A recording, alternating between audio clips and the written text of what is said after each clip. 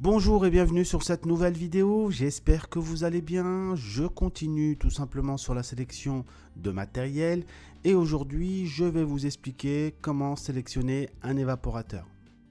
Alors l'évaporateur, c'est un appareil très important, c'est lui qui va permettre de refroidir le médium, la chambre froide, et donc il existe bien sûr plusieurs modèles, plusieurs fabricants. On retrouve bien sûr le plus connu et le plus répandu Frigabon du groupe Lennox. On peut retrouver aussi des évaporateurs de la marque Günther, Profroid ou bien l'UVE. Alors en 2024, bien sûr, on va utiliser des logiciels pour pouvoir sélectionner notre évaporateur. Il en existe un certain nombre. Je vais vous présenter ceux que j'utilise assez fréquemment. Donc bien sûr, je vais vous présenter Frigasoft, l'outil de chez Frigabon, qui est très connu et reconnu pour sa grande précision.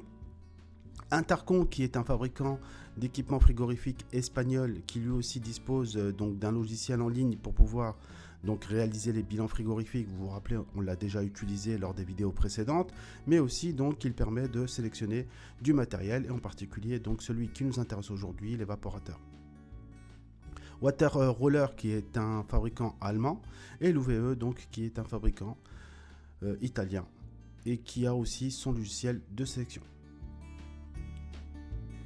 Alors c'est toujours très intéressant, très utile d'utiliser des logiciels. J'aime bien toujours prendre un peu de recul et utiliser donc la méthode traditionnelle avec une sélection manuelle à partir de la documentation technique fournie par le constructeur.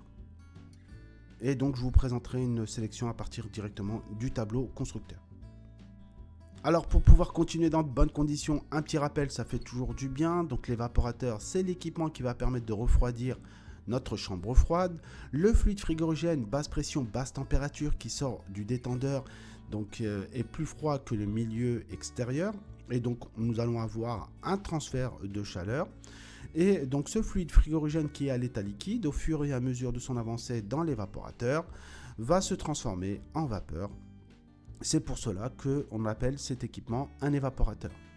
Alors on est très content puisque j'ai précisé lors des vidéos précédentes qu'on va toujours essayer de favoriser les échanges de chaleur avec des transformations puisqu'on va mettre de la chaleur latente en jeu et ça d'un point de vue thermodynamique, on sait maintenant que c'est beaucoup plus intéressant. Alors ce qui va être intéressant maintenant de préciser, c'est l'écart normal de température entre la chambre froide et le fluide frigorigène que l'on appelle ΔT. Et là, on avait deux cas. Pour les produits emballés, on va se retrouver par exemple avec du poulet qui doit être conservé à plus 1 degré. Donc dans ce cas, l'écart normal entre le fluide et la chambre froide doit être compris entre 5 et 10 degrés. Et donc ce qui nous fait une température d'évaporation, une température du fluide frigorigène dans l'évaporateur comprise entre moins 4 et moins 9 degrés. Alors ensuite on se retrouve aussi avec la possibilité d'avoir des produits non emballés. Pour cela il faudra être beaucoup plus précis puisqu'il faudra contrôler l'hygrométrie de l'ambiance. Cette hygrométrie va se contrôler justement avec l'écart entre le fluide et la chambre froide. Pour cela, on a une jolie courbe, la courbe d'hygrométrie, vous la connaissez, je vous l'ai déjà présentée. Et si je prends un exemple, ici, on se retrouve avec des fleurs qui doivent être conservées à 85% d'hygrométrie. Alors, comment ça se passe? On projette tout simplement notre 85% sur la courbe et donc on projette également aussi sur l'axe des abscisses. On se retrouve avec un écart de 7 degrés. Ce qui nous fait cette fois-ci, plus précisément, une température d'évaporation de moins 6. Alors ce que l'on peut constater ici, c'est que même si notre chambre froide est à température positive, notre fluide frigorigène sera à température négative. C'est pour cela qu'il faudra prévoir lors de votre sélection un système de dégivrage. Le plus répandu et le plus connu est un dégivrage par résistance électrique, on le voit ici. Donc on a des résistances qui sont prévues dès la fabrication de l'évaporateur et qui sont incorporées dans le cœur de l'évaporateur. Alors je pense que vous avez compris qu'on va arrêter la machine 2 à 3 fois par jour pour justement prévoir ce qu'on appelle une séquence de dégivrage et pour retirer donc la glace qui se serait accumulée sur les tuyauteries et sur les ailettes de l'évaporateur. Allez, je passe au slide suivant et j'essaye de préciser les différentes technologies qu'on l'on peut retrouver en termes donc d'évaporateurs. Donc pour les petits volumes donc inférieurs à 10 mètres cubes, on peut se retrouver avec du mural, comme on le voit ici sur la photo, du plafonnier simple flux ou double flux. Donc le double flux, donc on va avoir l'air qui va être aspiré ici par le milieu et qui va être projeté par les côtés au niveau donc de notre enceinte à refroidir. Pour les volumes moyens, donc supérieurs à 10 mètres cubes, on peut se retrouver avec un format de type cubique. Celui-ci est très répandu. Donc là, on est sur un cubique de la marque Günther. Pour les grands volumes, donc on se retrouve assez souvent sur un système double flux, comme on peut le voir ici avec ce modèle Intercon, ou avec de la gaine textile. Donc on va améliorer la diffusion de l'air donc dans le local à l'aide donc d'une gaine souple textile qui va être raccordée directement donc sur la bouche de soufflage de notre évaporateur. Alors je peux également dire un mot sur les implantations. Donc ici j'ai récupéré une belle photo de chez Frigabon. Et donc du coup on a un évaporateur de type cubique qui est fixé sur le plafond de notre chambre froide. On se retrouve en partie arrière donc avec la tuyauterie, avec un joli siphon d'aspiration dès la sortie de l'évaporateur. Donc l'air donc est aspiré par l'arrière et soufflé dans le local par l'avant via donc ce ventilateur. Alors on a également un bac et un tube de récupération des condensats. Donc ne pas oublier lorsqu'on est à température négative dans la chambre froide de prévoir une résistance d'écoulement des condensats, sinon donc votre eau va prendre glace et donc ça va bloquer l'écoulement. Alors de façon très globale et très générale, il faudra éviter d'installer votre évaporateur au-dessus d'une porte. Ça limitera donc la prise en glace. Et donc il faudra aussi faire en sorte que l'ensemble de la pièce soit irrigué donc par le flux d'air. Donc ça aussi c'est très important. Donc sur les petits volumes, donc c'est assez simple. On met assez souvent l'évaporateur en face de la porte. Et pour les plus grands volumes, on peut diviser notre puissance frigorifique à installer par deux et installer donc deux évaporateurs pour pouvoir balayer tout le volume et pour pouvoir refroidir de façon homogène notre chambre froide. Alors on a une notion très importante, c'est la notion de portée. Donc on voit ici que le flux d'air a une portée qui s'arrête donc à la moitié du volume. Donc ça c'est pas très bien puisqu'on a une partie qui n'est pas prise en compte pour le refroidissement. Si vous voulez diviser votre puissance par deux, ne mettez pas en alignement comme ça direct vos deux évaporateurs puisque vous voyez bien qu'il y a une partie du flux d'air qui est envoyé directement sur donc, le second évaporateur. Donc pour cela, vous mettez donc vos évaporateurs à l'opposé l'un de l'autre et ainsi vous allez pouvoir donc traiter tout le volume. Allez, on se rapproche de la sélection et comme pour le compresseur, on a un certain nombre de paramètres d'entrée pour pouvoir donc dimensionner, sélectionner notre évaporateur. Tout d'abord, bien sûr, il faudra prendre en compte les besoins du client, donc avec le type de chambre froide, positive ou négative, le type de denrée que l'on doit conserver à l'intérieur. Il faudra ensuite réaliser le bilan frigorifique, donc ça c'est la puissance de votre appareil qui va être installé. Pour cela, donc on a vu les différentes méthodes possibles. Au niveau de la température d'évaporation, donc lorsqu'on est sur des produits emballés, on prend un écart entre 5 et 10 par rapport à l'ambiance. Si on est sur des produits non emballés, donc il faudra utiliser la courbe d'hygrométrie. Au niveau de la température de condensation, donc on est entre 10 et 15 en termes d'écart avec le milieu extérieur. Au niveau de la surchauffe, ce refroidissement, donc ça c'est classique, entre 5 et 8 pour la surchauffe, 4 et 7 pour le surrefroidissement. Le type de réfrigérant, bon, généralement le client nous propose ou propose tout simplement donc un type de fluide pour son installation, ça c'est assez fréquent aussi. Et au niveau du réseau électrique, ça c'est important puisque le ventilateur de l'évaporateur donc pourra fonctionner soit en monophasé ou soit en triphasé et c'est très important de connaître donc la configuration de votre site pour pouvoir sélectionner bien sûr le bon ventilateur. Allez, je passe au slide suivant et là je vais vous parler des différents modèles possibles chez un fabricant. Donc j'ai pris Frigabon, mais j'aurais pu prendre un autre fabricant, c'est le même principe. Et vous allez voir que très rapidement, en fonction de la puissance qu'on voudra installer, on aura donc certains types d'évaporateurs en termes de sélection. Donc très rapidement sur les petites puissances, donc vous voyez ici jusqu'à 1 kW, on va être plutôt sur du modèle de type XR, donc ça c'est du mural, MF ou MR, donc ça c'est du plafonnier simple flux. Ensuite, dès qu'on va dépasser 1 kW, donc on va se retrouver sur du MH, du KRS ou du TA. Donc ça, de mémoire, c'est du plafonnier mais double flux.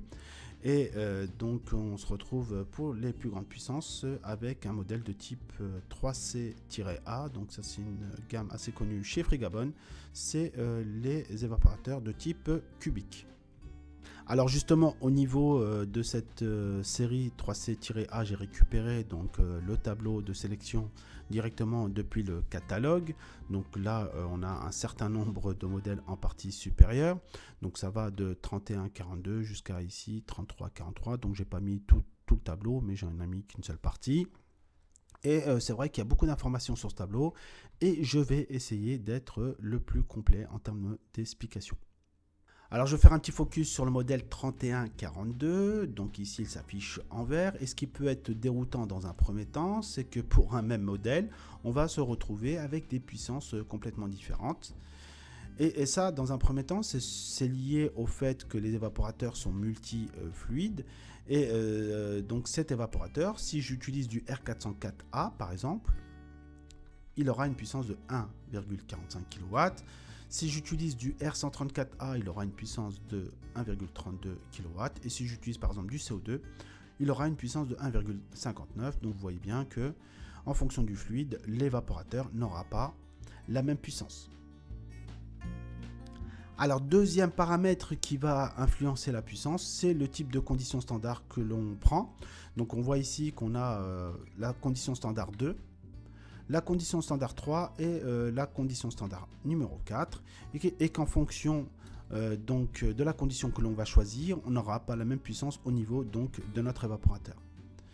Donc on voit ici que pour un même fluide, le R449A, si je prends la condition standard 2, j'aurai une puissance de 1,34.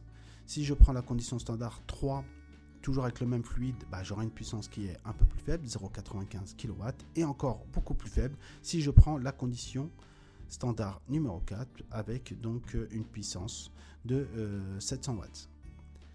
Alors Frigabon a mis en place un certain nombre de conditions standards, donc on en a 5 ici, et donc ces conditions vont permettre de mettre en place donc des hypothèses de travail pour pouvoir calculer justement toutes les puissances que vous retrouvez sur ce tableau. Alors du coup on se retrouve avec 5 conditions standards, donc on va essayer de les balayer assez rapidement. Donc la condition standard 1, donc on se retrouve avec une température de chambre froide de plus 10 degrés, une température d'évaporation 0 degrés, ce qui nous fait un écart entre le fluide et la chambre froide de 10 degrés. Au niveau de la condition standard 2, donc on se retrouve avec une température d'entrée d'air de 0 degrés et donc une température d'évaporation de moins 8, et ce qui nous fait un écart donc entre l'air et le local de 8 degrés. Et donc vous voyez que avec ces hypothèses, donc le fabricant peut nous donner donc les puissances de façon assez précise pour chacun de ces modèles, en fonction donc de nos fameuses conditions standards. Alors si je suis sur un projet qui correspond exactement à la condition standard 2, donc là j'irai directement dans la section SC2.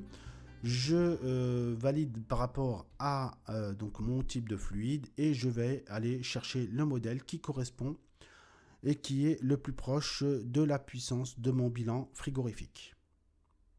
Alors la question à 3000 $ qui va se poser, c'est que lorsque j'ai un projet qui ne correspond pas aux conditions standards du fabricant, qu'est-ce que je dois faire ? Donc c'est assez simple au niveau donc de la sélection. Si vous utilisez des logiciels, le logiciel va directement faire la correction. Et si vous n'utilisez pas de logiciel, il faudra donc réaliser une sélection manuelle avec un calcul de coefficient de correction. Mais ça, je vais essayer de vous l'expliquer rapidement tout à l'heure.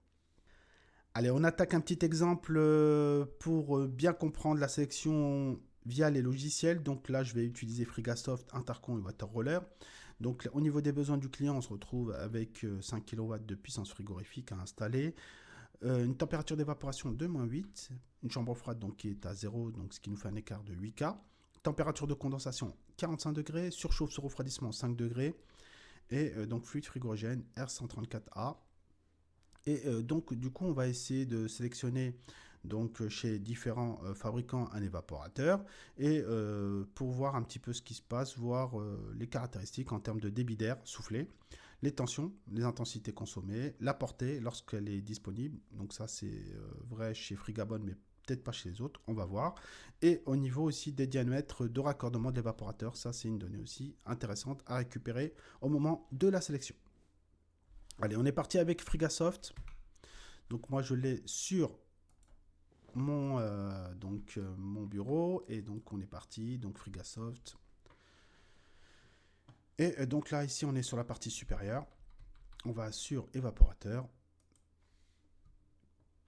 et donc on va commencer notre sélection. Donc vous vous rappelez un petit peu des hypothèses. Donc en puissance on était sur du 5 kW, température de la chambre froide, bah, ça tombe très bien, on est sur du 0 degré.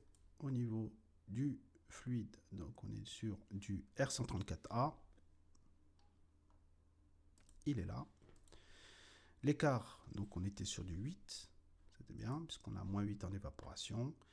Et là, je vais aller plutôt sur du cubique. Et donc, une fois qu'on a fait ça, alors, chez Frigasoft, donc du coup, on a les différents modèles. Donc, on a les plafonniers et les muraux. Donc là, je vais les balayer un petit peu rapidement. Donc, on a ce modèle-là, ce modèle-là. Donc, vous voyez ici, hein, du mural. Ça, c'est du mural, du plafonnier. Voilà, du plafonnier. Ensuite, on a la série NTA qui se présente comme ça. Donc ça, c'est du double flux, GTA, GTI, double flux, et la série 3CA. Voilà. Donc en fonction du modèle que vous voulez, donc vous pouvez un petit peu forcer le logiciel à choisir le modèle que vous voulez. Donc là, moi, je vais rester sur du 3CA. Donc là, je fais valider.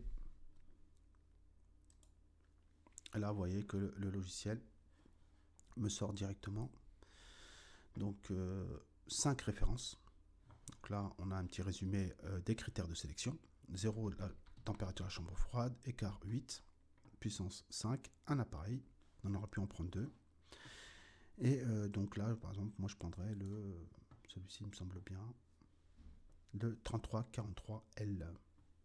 Donc du coup, on se retrouve avec les différentes caractéristiques donc, de notre évaporateur. Donc la puissance frigorifique 5 kW, l'écart entre le fluide et la chambre froide 7,9. Donc là, on se retrouve avec 3 ventilateurs donc, de diamètre 300. Et là, visiblement, on serait sur du monophasé puisqu'il n'y a pas de couplage. Le débit d'air, donc 4680. La projection, donc là, le flux d'air peut être projeté jusqu'à 21 mètres.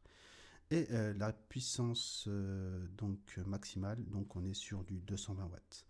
Donc là, Frigabon, ce qui est intéressant, il nous donne aussi le prix public, hors taxe. Donc on va aller aussi chercher les détails. On va aller ici, détails, et on va voir si on peut aussi sélectionner une résistance de dégivrage. Mais là, sur cet onglet, donc là, on retrouve toutes les informations qu'on a vues précédemment. Donc là, on voit ici qu'on a donc 3 fois 73 watts par ventilateur, donc voilà, et donc on a l'intensité consommée au niveau de chaque moteur. On a donc les tensions, donc on est sur du 230 volts, du monophasé, et donc après on a aussi les diamètres, voilà ici, hop, donc on est sur du 5,8 et du 7,8 en entrée et en sortie, et voilà, donc du coup après si je veux rajouter une option, donc là je fais plus.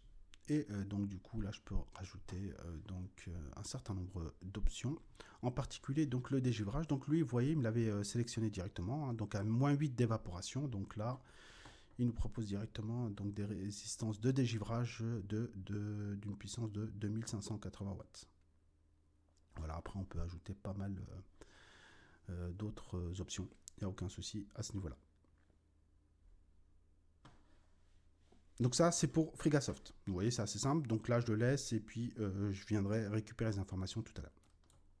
Donc vous voyez, c'est assez simple avec Frigabon. Donc on est parti maintenant avec Intercon. Donc Intercon, lui, c'est pas un logiciel qui se télécharge. Donc du coup, il faut aller sur Internet.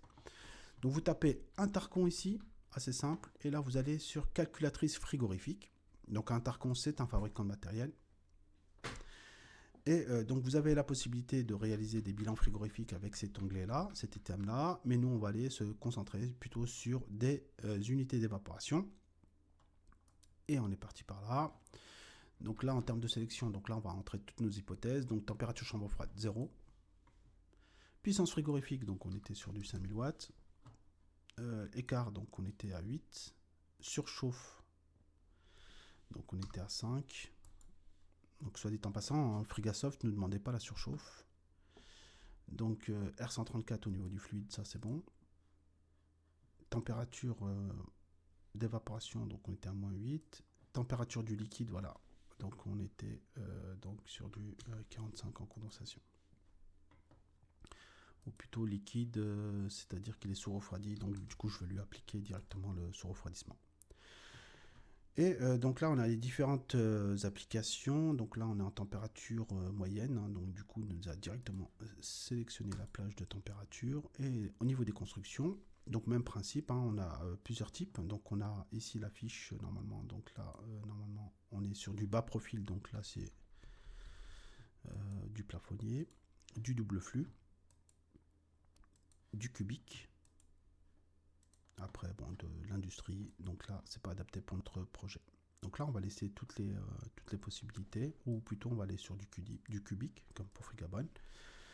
Et là, donc du coup, on a des choses intéressantes, puisque là, le logiciel nous propose directement donc un certain nombre de références. Donc là, ici, on a l'écart par rapport à notre puissance. Donc là, on est à 93% donc couvert par ce modèle-là. Donc là, on va essayer de les classer par ordre croissant. Voilà, donc là, on est entre celui-ci, entre le premier et le deuxième. D'accord. Donc là, c'est vrai que là, là, moi, j'irais plutôt sur un autre. Hein, donc, on va aller sur profil bas, on va voir ce qui se passe. Donc là, on est sur 5400, donc on se rapproche un peu plus, ça peut être intéressant. Double flux.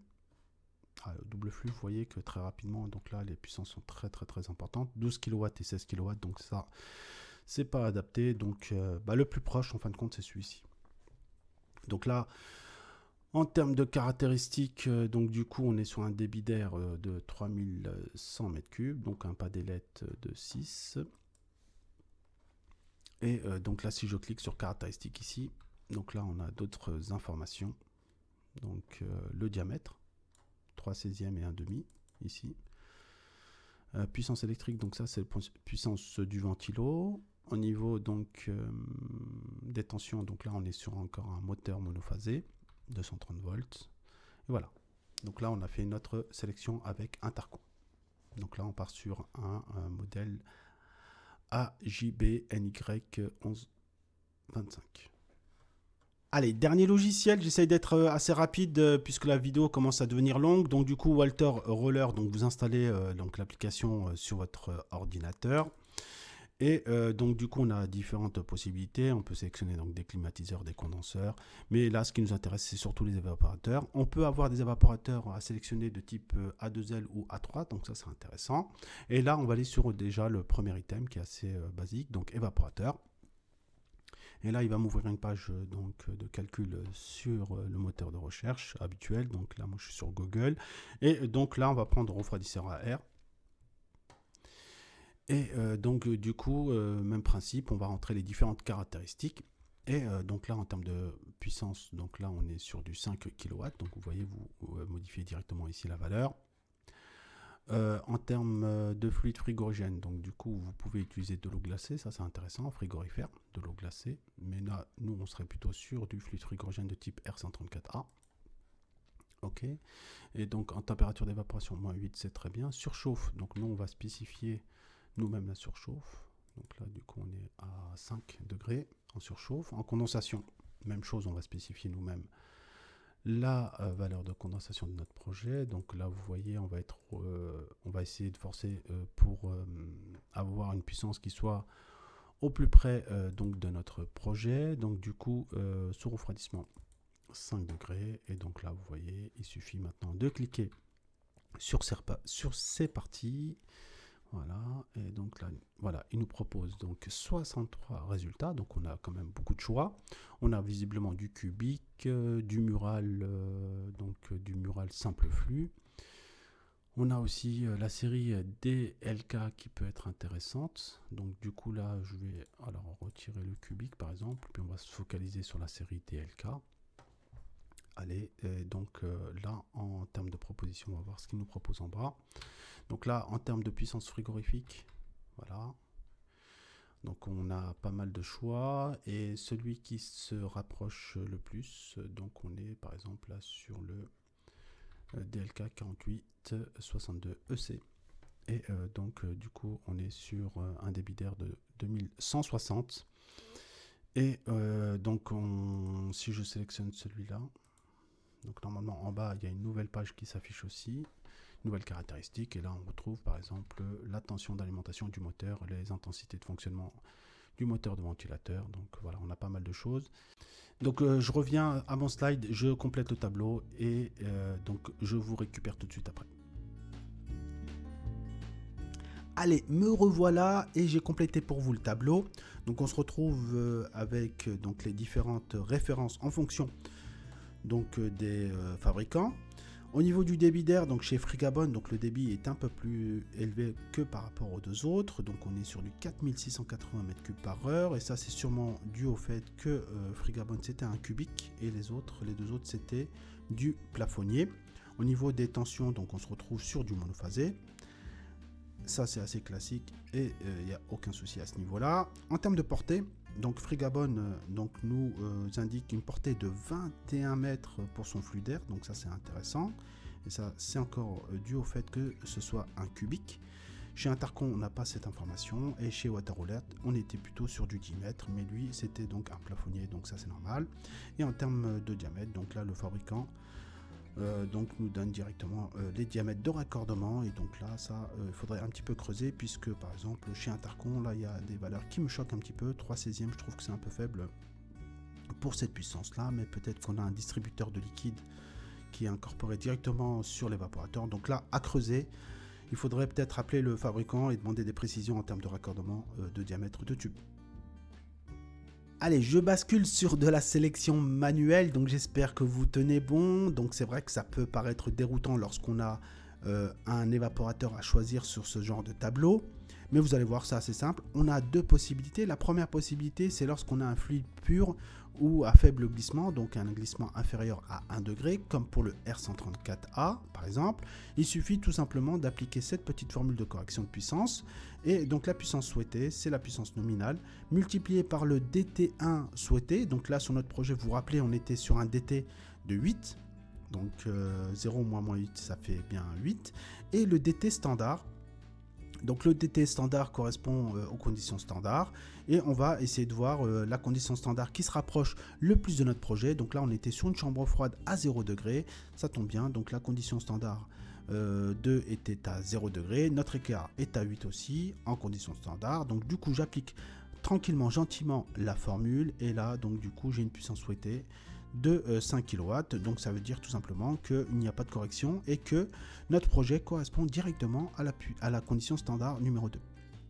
Donc du coup je vais dans mon tableau et donc condition standard numéro 2, je choisis mon fluide R134A ici, et vous voyez que je prends la puissance qui se rapproche le plus de mon projet, et donc là je serai sur un modèle de type 3343, donc toujours sur la série 3CA.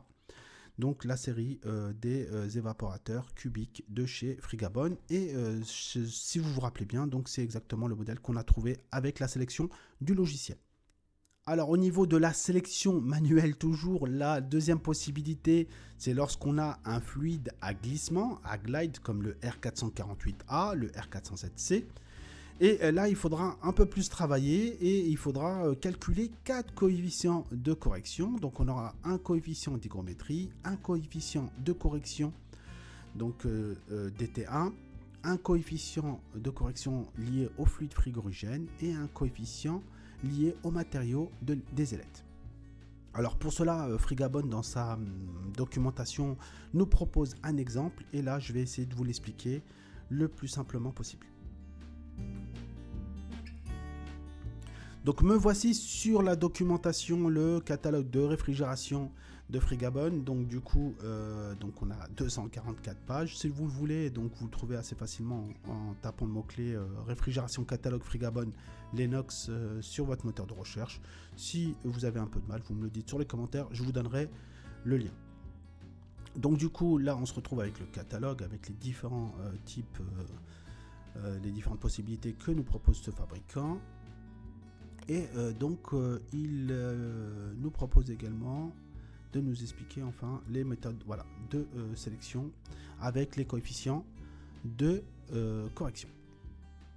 Alors du coup là lui prend un exemple avec une puissance souhaitée de 6 kW. D'accord, donc je vais essayer de souligner au fur et à mesure. Donc 6 kW en termes d'hypothèse. Température entrée d'air, donc là on est sur du 2 degrés, donc là vous voyez que tout de suite on n'est pas sur de la condition au standard. Température d'évaporation, on est sur du moins 8 degrés. Et en termes de fluide, donc là visiblement il prend donc du R22 et là on est sur des ailettes protégées. Il y aura aussi un coefficient de correction au niveau des ailettes.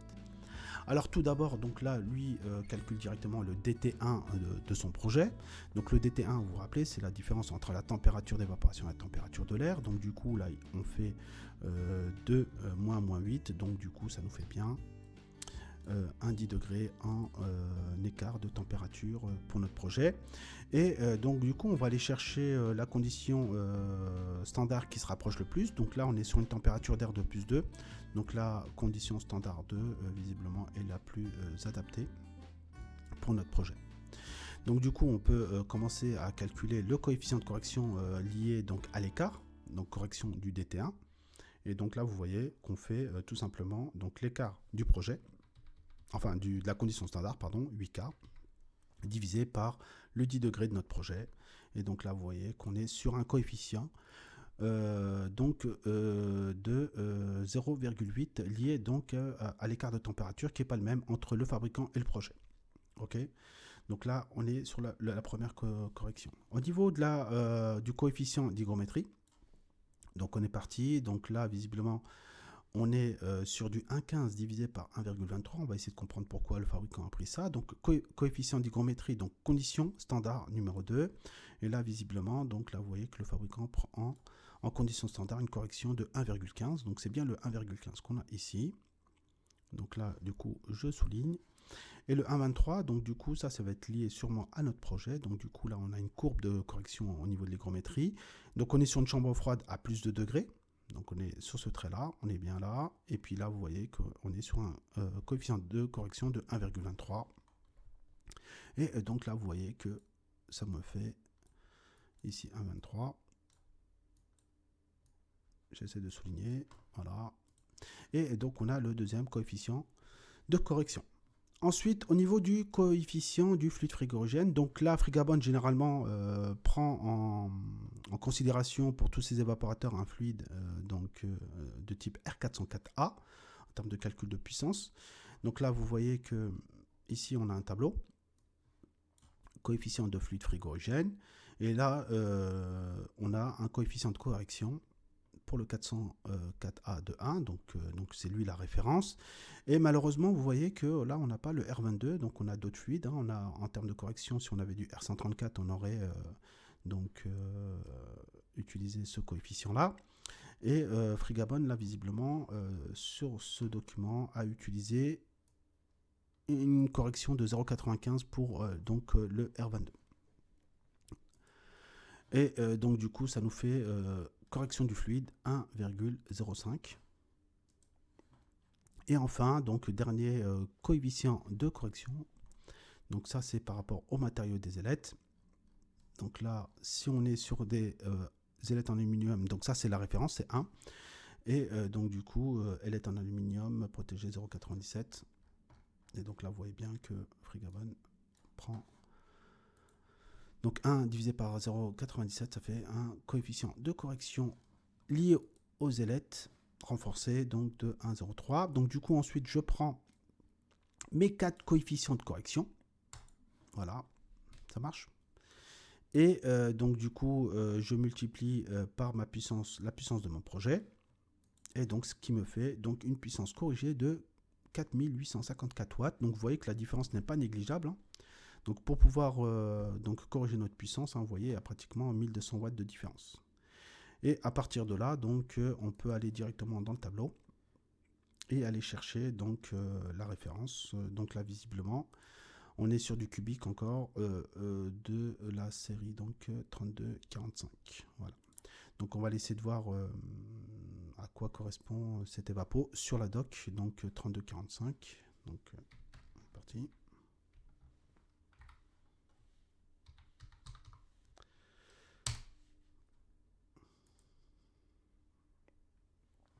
Et voilà, donc du coup 3245, on est là.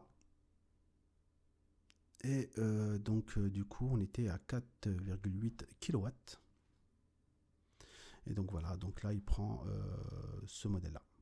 Donc le plus proche visiblement. Donc on voit bien ici que celui d'avant est à 3,99 kW, celui d'après à 6 kW. Et nous on veut 4,8 kW. Donc du coup le plus proche c'est bien le 3245. Donc voilà, ça c'est ce qu'a pris Frigabon dans son exemple. Allez, je reviens à mon slide. Alors je vous dis bravo si vous avez tenu jusque là. Donc ça sera tout pour cette vidéo. J'espère que ces explications vous ont été profitables.